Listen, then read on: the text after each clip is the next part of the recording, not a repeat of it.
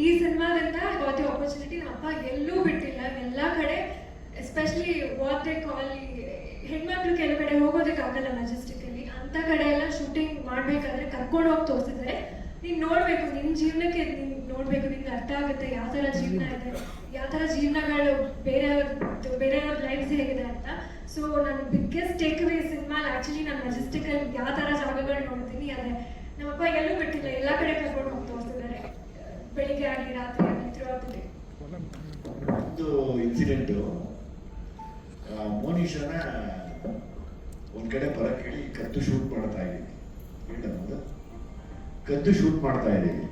ನಾನು ನಮ್ಮ ವೀರು ಅಸೋಸಿಯೇಟು ಗೊತ್ತಿಲ್ದಂಗೆ ನಿಂತಿದ್ದೀವಿ. ಮೋನಿಶಾ ಹಿಂಗೆ ನಡ್ಕೊಂಡು ಹಿಂಗೆ ಬಂದು ನೀಟಾಗಿ ಬಂದು ಒಬ್ಬ ಮೋನಿಶನ್ ಕರ್ತ ಏನು ನಡೀತೀವಿ ಹೇಳಮ್ಮ ಅಂದರೆ. ಅವತ್ತು ನಾವು ಕ್ಯಾಮ್ರಾ ಹೈಡಿಂಗಲ್ಲಿತ್ತು, ಶೂಟ್ ಮಾಡ್ತಾ ಇದ್ವಿ. ನನ್ನ ಪಾಡನ್ನು ನಾನು ನಡ್ಕೊಂಡು ಬರ್ತಾ ಇದ್ದೆ. ಐ ಥಿಂಕ್ ವಿಜುವಲ್ಸ್ ರಿಲೀಸ್ ಮಾಡಿದ್ದೇವೆ ಆಲ್ರೆಡಿ, ಒಂದು ಶಾರ್ಟ್ ಇದೆ ಮೆಜೆಸ್ಟಿಕ್ ಬಸ್ ಸ್ಟಾಪಲ್ಲಿ, ನಾನು ಇಳ್ಕೊಂಡು ಬರ್ತಾ ಇದ್ದೀನಿ.